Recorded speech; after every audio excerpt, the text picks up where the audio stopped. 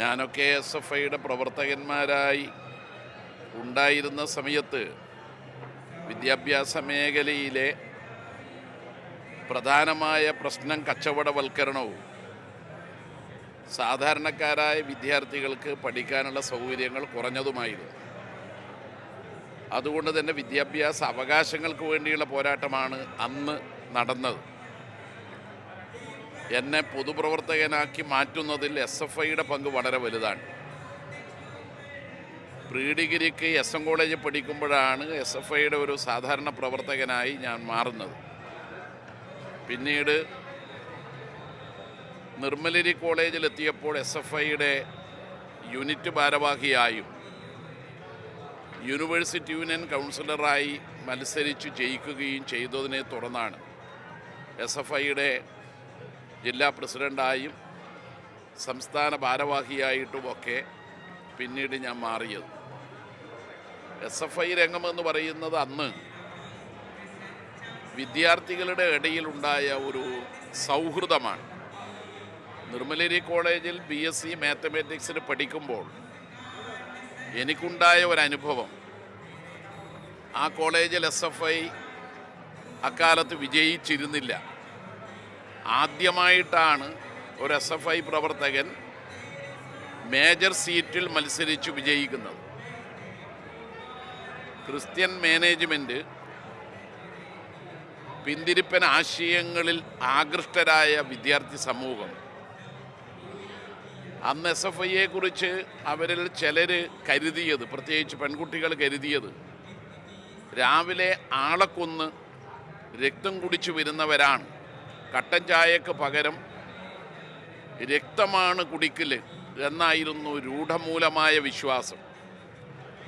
അത് മാറ്റിയെടുത്തത് SFI നടത്തിയ വിദ്യാർത്ഥികൾക്ക് ആകെയുള്ള അവകാശങ്ങൾ നേടിയെടുക്കാൻ വേണ്ടിയുള്ള പോരാട്ടമാണ്.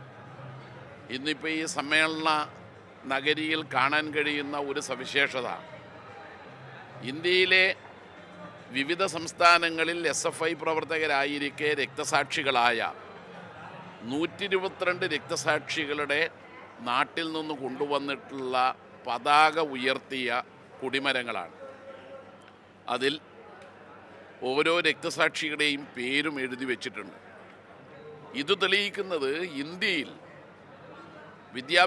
വിദ്യാഭ്യാസ അവകാശങ്ങൾക്ക് വേണ്ടിയും പൊതുവായ സമൂഹത്തിൻ്റെ മാറ്റങ്ങൾക്ക് വേണ്ടിയും പൊരുതിയ, വർഗീയതക്കെതിരെ മനുഷ്യത്വം ഉയർത്തിപ്പിടിച്ചുകൊണ്ട് പൊരുതിയ ഒരു വിദ്യാർത്ഥി പ്രസ്ഥാനം SFI മാത്രമാണ്. SFIയുടെ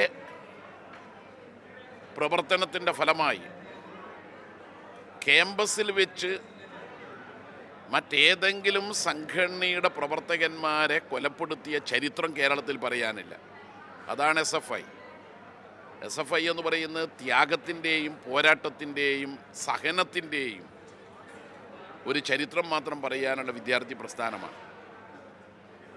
അടിയന്തരാവസ്ഥക്കെതിരെ വിദ്യാർത്ഥികൾ ശക്തമായി പൊരുതിയത് SFI നേതാക്കന്മാരുടെ നേതൃത്വത്തിലായിരുന്നു.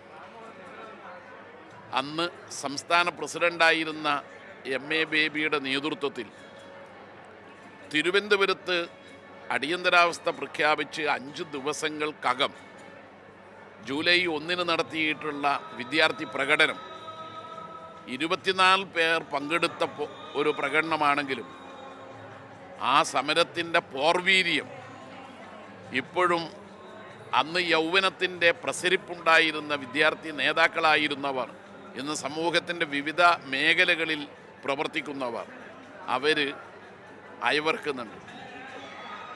അതവിടെ മാത്രമായിരുന്നില്ല, കേരളത്തിലെ ക്യാമ്പസുകളായിരുന്നു അടിയന്തരാവസ്ഥക്കെതിരായിട്ടുള്ള പോരാട്ടത്തിന് നേതൃത്വം കൊടുത്ത ഒന്ന്. പ്രകാശ് കാരാട്ട് അന്ന് SFIയുടെ നേതാവായിരുന്നു. അദ്ദേഹം ജവഹർലാൽ നെഹ്റു യൂണിവേഴ്സിറ്റിയിൽ നിന്ന് പഠനം കഴിഞ്ഞ് നിൽക്കുന്ന സമയമായിരുന്നു. അദ്ദേഹം ഒളിവിലാണ് പ്രവർത്തിച്ചത്.